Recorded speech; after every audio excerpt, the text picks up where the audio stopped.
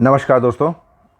आज की वीडियो में एक थर्मल फिज़िक्स चैप्टर से pathfinder thermal physics question number 13, ये चेक योर अंडरस्टैंडिंग का क्वेश्चन है। तो थोड़ा अच्छा क्वेश्चन है, एक अलग तरीके से एक थ्योरी को उन्होंने घुमा फिरा के एक दूसरे फॉर्म में लाके पूछा है। इसके लिए थोड़ा क्वेश्चन टफ लगता है। एक बार हमको समझ में आ गया कि करना क्या है तो क्वेश्चन ईजी है और 2-3 स्टेप्स का ही क्वेश्चन है ये। ओके, चलिए क्वेश्चन पढ़ते हैं। Square frame of side L is equal to 5 metre built in laboratory is rigidly fixed on a frictionless horizontal floor as shown in the figure. तो क्या बोलते हैं कि स्क्वायर फ्रेम है। स्क्वायर फ्रेम देखिए, ये स्क्वायर फ्रेम है L length L side का और ये रिजिडली फिक्स्ड है। Within the frame n is equal to 50 identical particle like balls each of mass m is equal to 5 gram are confined. ये जो box है यहाँ पे अगर आप देखेंगे तो बॉल्स 50 आइडेंटिकल बॉल्स यहाँ पे कन्फाइंड हैं, ठीक है। The balls are moving randomly all with the constant speed v is equal to 2 metre per second. ये रैंडम मूवमेंट है, इन बॉल्स में रैंडम मूवमेंट है और रैंडम मूवमेंट का जो स्पीड है वो 2 मीटर पर सेकेंड है। एक दूसरे के साथ कोलाइड कर रहे हैं। साथ ही साथ ये जो वॉल्स हैं, जो रिजिडली फ्रेम था, हमारा रिजिड फ्रेम था, उसमें भी स्ट्राइक कर रहे हैं। Assuming all the collisions to be perfectly elastic, calculate the average force exerted by the balls on any of the vertical sides of the frame। तो ये क्वेश्चन देखिए, अगर ठीक है, अगर आप मोमेंटम लगाएंगे तो शायद थोड़ा सा डिफ़िकल्ट रहेगा या नहीं बन पा रहा होगा। लेकिन अगर आप ये क्वेश्चन देख के थोड़ा सा आपको काइनेटिक थ्योरी ऑफ गैसेस की याद आनी चाहिए। मेरे ख्याल से ये क्वेश्चन में जो देखिए, कोई भी क्वेश्चन, कोई भी ऑथर है या कोई भी फ्रेम करने वाला है, वो कुछ क्वेश्चन को बनाता है तो कोई एक कंसेप्ट उसने ध्यान में रखा होगा, उसी को थोड़ा उसने तोड़ा मरोड़ा और बनाया। तो अगर आप वो समझ में आ गया आपको कि एक्चुअल में क्वेश्चन बनाने वाला जो ऑथर है या फ्रेमर है, उसके दिमाग में क्या चल रहा होगा, तो आप सॉल्यूशन को भी इजीली अचीव कर सकते हैं। तो इसमें देखिए, काइनेटिक थ्योरी ऑफ गैसेस हमने अगर नहीं आपको भूल गए हैं तो उसमें देखिए, आपने प्रेशर जो कैलकुलेट करते हैं basically kinetic theory of gases से, कि गैसेस का प्रेशर कैसे आता है। वो P is equal to half rho v R M S square करके कुछ तो फार्मूला है। वो फार्मूला कैसे आता है वो आप एक बार जाके देखिए। बिल्कुल सेम टू सेम जो कंसेप्ट्स हैं वो यहाँ पे लगेंगे आपके, क्योंकि बॉल्स हैं, बॉल्स में रैंडम मोशन है, रैंडमली वो एक दूसरे के साथ टकरा रहे हैं, साथ ही साथ ये वॉल्स में भी टकरा रहे हैं। और जो भी कोलिशंस हैं वो सारे इलास्टिक हैं। ये सारे अजम्पशंस वही हैं जो कि हम लोग गैस का प्रेशर जब निकालते हैं काइनेटिक थ्योरी ऑफ गैसेस से। तो एक बार आप थ्योरी पढ़ लीजिए, फिर आप क्वेश्चन को लगाएंगे तो बहुत इजी है क्वेश्चन आपके लिए। चलिए मैं थोड़ा फिर भी आपके लिए मैंने सॉल्व किया। एवरेज स्पीड देखिए, उन्होंने वी स्क्वायर दिया है। अच्छा, ये जो बॉल्स हैं इनके पास 2 डायमेंशनल स्पीड वेलोसिटीज़ रहेंगी, एक v x, 3 v z direction में, जेड डायरेक्शन में कोई मोशन नहीं है तो वी एक्स और वी वाई रहेगा। तो मेरा जो स्पीड रहेगा, net speed, that should be v square x square plus v y square. मैंने यहाँ पे वही लिख दिया। Balls will be having 2 dimension, वो तो मैंने आपको बताया ऑलरेडी।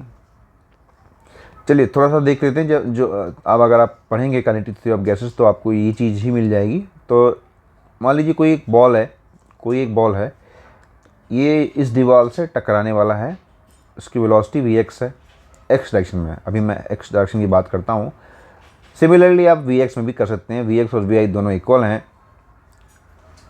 हाँ, एक चीज़ और ये मैंने शायद बताना भूल गया, वी एक्स और v y they should be equal. क्यों इक्वल होनी चाहिए? क्योंकि रैंडम मोशन है तो आपकी हर डायरेक्शन में जो वेलोसिटीज़ हैं वो आपको सेम ही रहेंगी। तो टू डायमेंशनल इसमें वेलोसिटीज़ हैं, एक्स और वाई दोनों आपको सेम करनी है। तो ये में था, पार्टिकल आया वी एक्स से टकराया, वी एक्स से टकराने के बाद चूंकि ये इलास्टिक कोलिजन है, परफेक्टली इलास्टिक है, तो ये वी एक्स से ही मुड़ गया, अभी जब ये पार्टिकल इस दीवार पे आया यहाँ पे टकरा के फिर इसकी वेलोसिटी इधर की ओर Vx हो जाएगी, क्योंकि परफेक्टली इलास्टिक कोलिजन है। तो फिर से Vx में आया और फिर यहाँ पे फिर से टकराने वाला है। तो मैं सिंपली क्या करूँगा, अभी मुझे इस दीवार पे कितना फोर्स लगा रहा है एक बॉल, तो उस बॉल का एवरेज चेंज ऑफ मोमेंटम कितना होगा वो मैं निकाल लूँगा। तो यहाँ पे देखिए Vx था, mvx था, माइनस ऑफ माइनस mvx हो जाएगा। अगर मैं इस डायरेक्शन में पॉजिटिव लेता हूँ तो ये mvx है। यहाँ पे देखिए इधर हो गया, ये माइनस mvx हो गया, तो mvx minus of minus mvx हो गया, तो ये 2mvx आ गया चेंज इन लीनियर मोमेंटम। यहाँ से यहाँ गया, फिर यहाँ से यहाँ जस्ट टकराने वाला है। अब इसमें देखिए कितना टाइम लगा इसको, क्योंकि इसकी वेलोसिटी Vx ही है हॉरिजॉन्टल डायरेक्शन में। अगर आप वर्टिकल में लेना चाहें तो वर्टिकल में भी Vy रहेगी, दोनों सेम है तो फ़र्क कुछ नहीं पड़ेगा। तो Vx है, यहाँ से इस वॉल से इस वॉल तक जाने में इसको टाइम लगा L/Vx। फिर यहाँ से यहाँ आया तो ये 2L/Vx का टाइम इसको लगता है। इस 2L/Vx के टाइम पे, क्योंकि जैसे ही ये टकरा के बाहर निकला तो इसकी इधर का एक मोमेंटम था mvx, फिर यहाँ से टकरा गया तो यहाँ पे एक मोमेंटम है mvx रिवर्स डायरेक्शन में। तो चेंज ऑफ मोमेंटम कितना लिखूँगा मैं, 2mvx, और डेल्टा t सीधा मुझे फोर्स निकालना है, तो change of momentum divide by the time taken, average time, average change of momentum, average time. तो ये 2mvx हो गया, चेंज ऑफ मोमेंटम हो गया। टाइम मेरा कितना है 2L/Vx, मैं 2L/Vx तक दिया, ये सिंपली मेरा mvx² आ गया। ये हुआ मेरा एक बॉल का। सिमिलरली n बॉल्स का मैं सीधा n से मल्टीप्लाई कर दूंगा, F(n)m Vx²L। अब देखिए Vx और Vy इक्वल होंगे तो इनकी वैल्यू हो जाएगी Vx² = V²/2। तो मेरा ये आंसर एक बन के आ गया।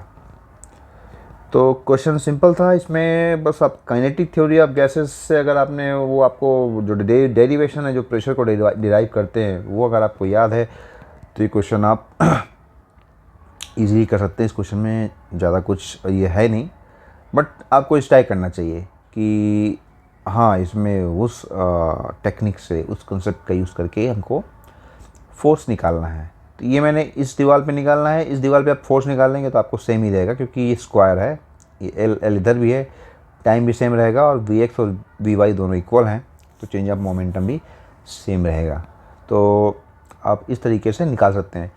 अच्छा एक चीज़ बस, ठीक है, जब आप सॉल्व करेंगे तो आपके दिमाग में एक चीज़ आनी चाहिए कि ये जो मैंने ये बॉल लिया, इसको मैंने बोल दिया सीधा ये यहाँ पे आ गया, यहाँ पे आया, फिर यहाँ से टकरा के वापस आया, बट बीच में ये बॉल्स और भी रहेंगे जिनसे कि ये टकरा रहा होगा। करेक्ट है, एक मैं अलग से बनाता हूँ, यहाँ पे आया, ये इधर है, ये बीच में कुछ कुछ बॉल्स और भी होंगे जिनसे कि ये टकरा रहा होगा। बट चूँकि रैंडम मोशन है तो ये बॉल आगे कोई बॉल रहेगी, उसके आगे कोई बॉल रहेगी, उसके आगे कोई बॉल रहेगी और उसके आगे कोई बॉल रहेगी। तो ये जो है आपका स्पीड Vx, ये सब बॉल्स में ट्रांसफ़र होता रहेगा। मान लीजिए ये बॉल इधर आ रहा होगा, ये इधर आ रहा है, तो इसमें जैसे टकराएगा इसकी वेलोसिटी इधर हो जाएगी, इसकी वेलोसिटी हो जाएगी, तो कोई ना कोई बॉल आपको ऐसा मिल जाएगा जो कि आगे आता जाएगा, आगे आता जाएगा। तो ये डिस्टेंस आपका L ही कवर करेगा, वेलोसिटी तो सेम ही रह रही है। इनके साथ टकराने में जो टाइम लग रहा है वो नेग्लिजिबल है, यहाँ पे उसको हम लोग नेग्लेक्ट करेंगे। तो भले ही ये पार्टिकल बहुत सारे बॉल से टकराएगा, लेकिन टकराने के बाद भी एक बॉल आपको यहाँ मिल जाएगा जो कि उसी वेलोसिटी से यहाँ इस वॉल पर टकरा रहा होगा और उसी डिस्टेंस चलने के बाद। क्योंकि देखिए ये इधर से टकराया, फिर ये आया इधर, फिर इस पर टकराया, फिर इस पर टकराया, फिर इस पर टकराया, ऐसा करके टकराते टकराते यहाँ तक जाएगा। तो इसके लिए हम अगर ये जो आपस में जो कोलिजन्स हैं बॉल्स के, उनको हम लोग अगर कंसिडर भी करेंगे तो हमारे जो आंसर है उसमें कोई फ़र्क नहीं आएगा, answer will be the same. ये चीज़ ही खाली आपको परेशान कर सकती है समझने में, बाकी तो सब इजी है, बाकी कुछ दिक्कत नहीं है। इसको ही आपको थोड़ा इमेजिन करना है। चलिए बाय बाय।